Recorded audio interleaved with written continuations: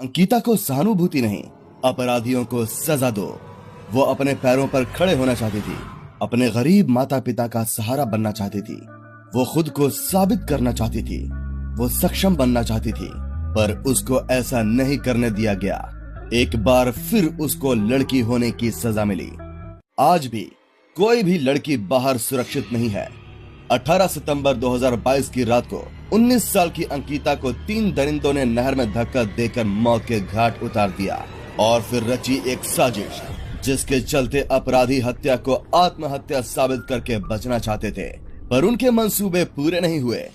आप सबने अंकिता की न्यूज तो पढ़ी ही होगी, उसके साथ हुए अत्याचारों के वीडियो देखे होंगे, पर हम यहाँ आपको अंकिता से जुड़ी न्यूज नहीं बल्कि एक ऐसी लड़की की कहानी सुनाएंगे जिसे हक था अपनी जिंदगी जीने का, जिसे हक था अपने लिए फैसला लेने का, जिसे हक का ना कहने का।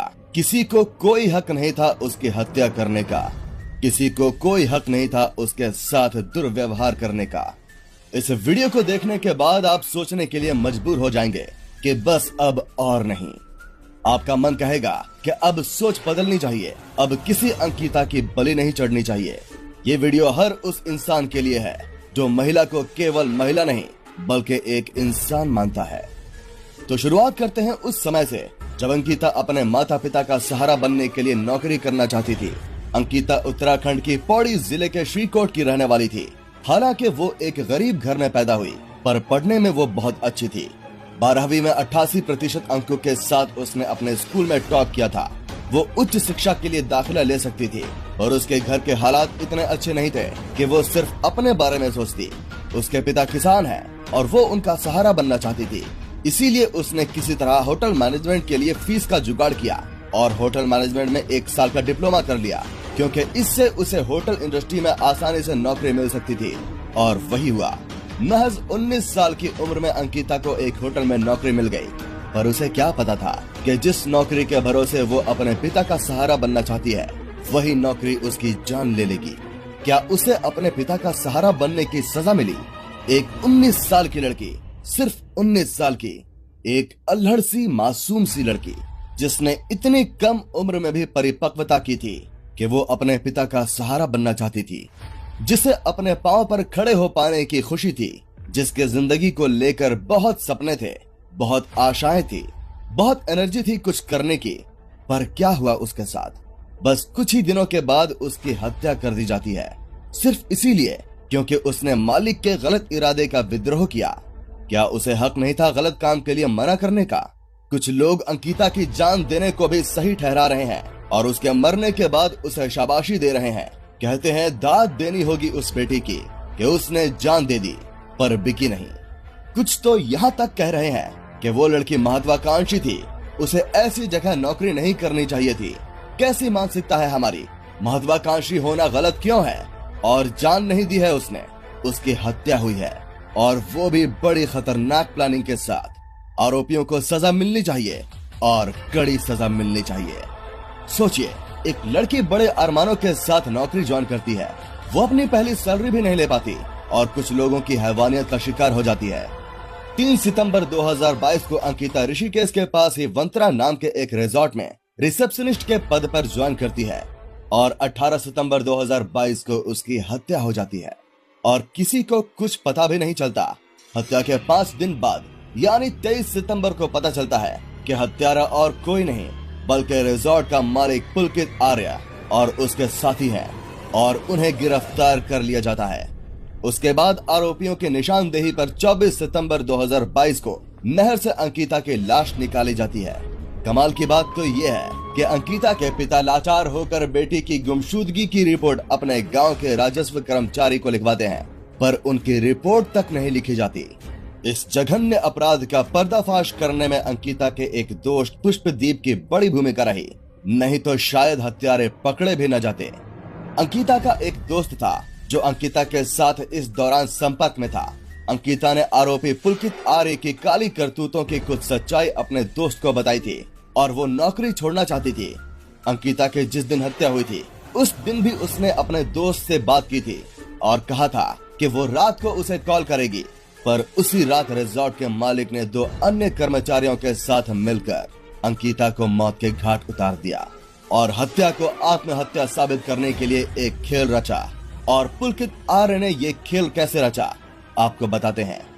इतना बड़ा कांड करने के बाद पुलकित आर्य को जब अंकिता के दोस्त ने फोन कर पूछा कि अंकिता कहाँ है, तो वो एकदम सामान्य बना रहा और अंकिता के दोस्त के साथ फोन पर बात करते हुए उसकी आवाज में जरा भी डर नहीं था। आप ये ऑडियो सुनिए और महसूस कीजिए इस शातिर अपराधी की मानसिकता कितनी घिनौनी है।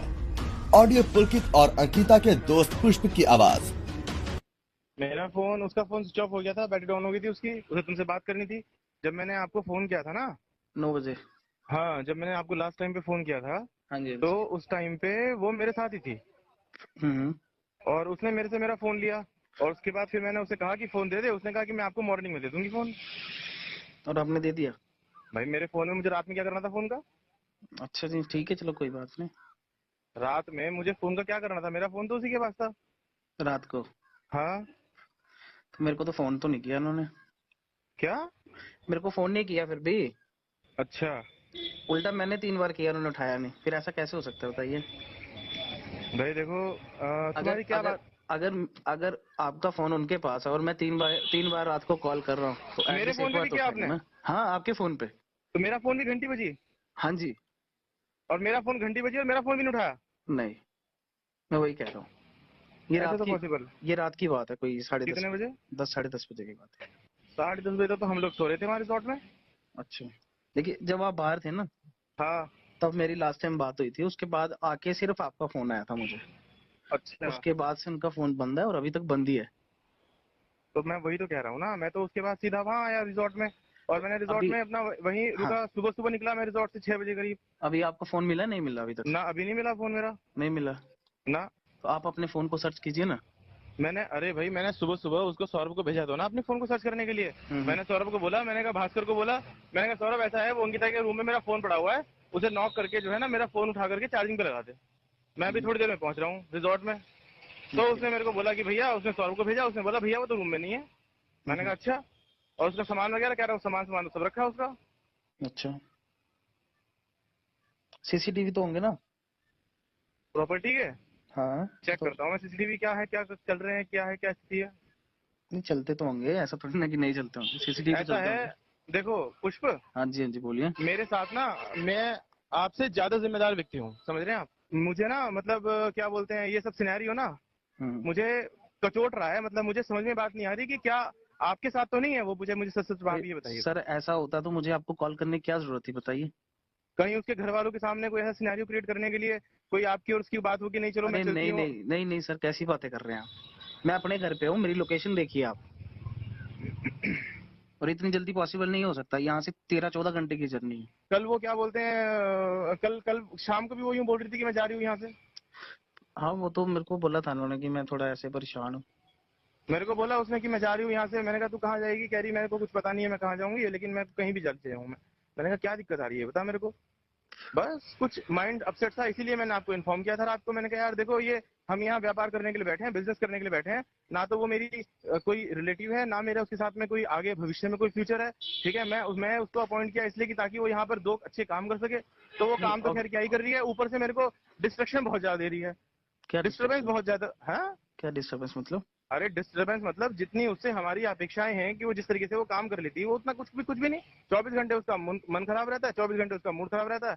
आधे टाइम वो आपसे बात करती है, आधे टाइम वो क्या बोलते हैं स्टाफ के, कभी किसी से बात करती है, कभी किसी से बात करिए, पूरे स्टाफ को लेकर। ये है उस शातिर हत्यारे की अंकिता के दोस्त के साथ बातचीत, जिसमें वो हत्या करने के बाद भी कितना अनजान बना रहा। हालांकि हत्या को अंजाम देने की बात उसने पुलिस के सामने स्वीकार की और बताया कि इस वारदात में उस रिजॉर्ट का मैनेजर सौरभ और अंकित गुप्ता भी उसके साथ थे। पर पुलिस के हाथ आने से पहले वो किस तरह अंकिता के दोस्त को गुमराह कर रहा है, ये आप समझ सकते हैं। इन तीनों हत्यारों ने पूरा प्लान बनाया था कि वो अंकिता की हत्या को गुमशुदगी और फिर आत्महत्या साबित करेंगे, और उन्होंने अपने प्लान पर बखूबी काम भी किया। इसके लिए उन्होंने 18 सितंबर की रात वापस आने के बाद सबसे पहले शेफ से अंकिता का खाना लेकर अंकिता के कमरे में रख दिया, ताकि बाकी कर्मचारी समझे कि उस रात अंकिता अपने कमरे में थी। और अगले दिन सुबह अपने ही एक साथी सौरभ को पुलकित का फोन लाने के लिए अंकिता के कमरे में भेजा, जो फोन वारदात की रात को ही नहर में या तो हत्यारों ने खुद फेंका या फिर अंकिता को नहर में फेंकते समय वो नहर में गिर गया था। साजिश के अनुसार सौरभ, जो सह आरोपी है, वो जब पुलकित का फोन लेने अंकिता के कमरे में गया तो वापस आकर उसने सबको बताया कि अंकिता अपने कमरे में नहीं है, ताकि बाकी सब लोग समझें कि अंकिता कहीं चली गई है। पुलकित ने जानबूझकर पूछा कि उसका सामान कहाँ है, तो सौरभ बताता है कि सामान तो कमरे में ही है। ये सब अंकिता को गुमशुदा साबित करने के षड्यंत्र का ही हिस्सा था। इसके बाद रिजॉर्ट का मालिक पुलकित अंकिता की गुमशुदगी की रिपोर्ट भी लिखवाता है।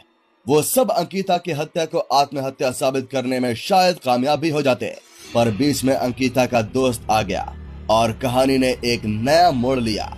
18 सितंबर को अंकिता लापता हुई और 20 सितंबर को अंकिता के दोस्त ने अंकिता के अपहरण और रिजॉर्ट के मालिक के अंकिता के साथ दुर्व्यवहार को ट्वीट किया और ये खबर सोशल मीडिया पर वायरल हो गई। इसके बाद प्रशासन हरकत में आया और हत्यारे पकड़े गए। अंकिता के दोस्त पुष्पदीप ने ही अंकिता की नौकरी इंटरनेट पर एक विज्ञापन देखकर लगवाई थी। पुष्प ने पुलिस को दिए अपने बयान में दुख जताया। उसने ही अंकिता को उस रिजॉर्ट की नौकरी का विज्ञापन दिया था। अगर वो वहाँ नौकरी नहीं करती तो शायद वो आज जिंदा होती। पर असल सवाल ये है कि महज नौकरी करने से अंकिता की जान क्यों गई? क्यों आज भी बिना डरे कोई लड़की नौकरी नहीं कर सकती? ये ऐसा सवाल है जो हर इंसान के मन में उठते हैं और बार बार उठते हैं। अंकिता ने उस रिजॉर्ट में नौकरी करना स्वीकार किया क्योंकि उसके घर की आर्थिक स्थिति अच्छी नहीं थी। पर क्या उसकी आर्थिक स्थिति अच्छी नहीं थी तो उससे अनैतिक कार्य करवाया जाना मालिक के अधिकार क्षेत्र में आ जाता है? अंकिता ने अपने दोस्त को चैट में साफ लिखा है, गरीब हूँ तो क्या 10,000 रुपए के लिए बिक जाऊंगी। कितना दर्द हुआ होगा उसे जब उससे एक्स्ट्रा सर्विसिंग की मांग की गई होगी, जब उसकी गरीबी का फायदा उठाने के लिए उसे पैसे का लालच दिया होगा। एक स्वाभिमानी लड़की के लिए ये असहनीय है, इसीलिए उसने इसका विरोध किया, नौकरी छोड़ने का ठान लिया। पर उन दरिंदों को लगा बाहर जाकर वो उनकी बदनामी करेगी और उन्होंने उसे मौत के घाट उतार दिया।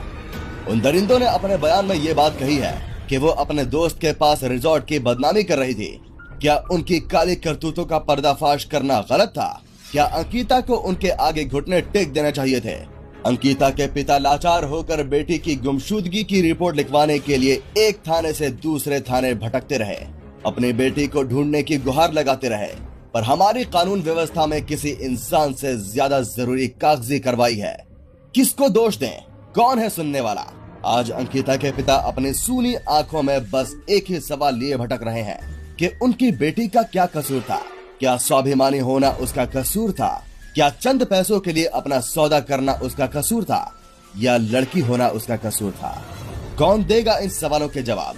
अंकिता की कोई गलती नहीं थी, बस वो एक स्वाभिमानी लड़की थी और उसे लड़की होने की सजा मिली। उसको स्वाभिमानी होने की सजा मिली।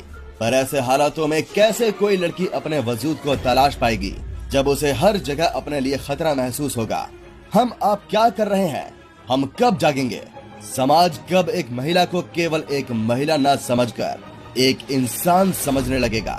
क्या बीत रही होगी उस लड़की पर जिसने अपने सपने पूरे करने के लिए मेहनत की और अपने पांव पर खड़ा होने की कोशिश की, पर कुछ रसूखदारों को ये रास नहीं आया और उन्होंने अंकिता को अपने इशारों पर नचाना चाहा।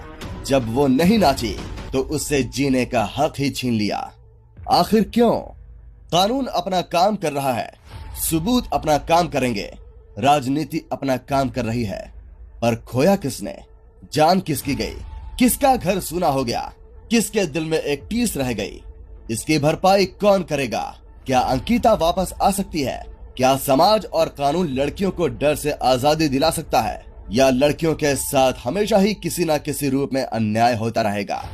सोचिएगा आप ये बात। जैसा अंकिता के साथ हुआ वैसा किसी और लड़की के साथ नहीं होना चाहिए।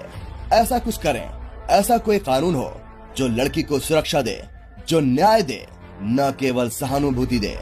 फिर कोई स्वाभिमानी अंकिता को जान देनी पड़े। अंकिता को सहानुभूति नहीं चाहिए, न्याय चाहिए, जिसके लिए एक निर्धन बाप आज भी दर दर की ठोकरें खा रहा है। इसके बारे में आप कमेंट में जरूर बताइएगा।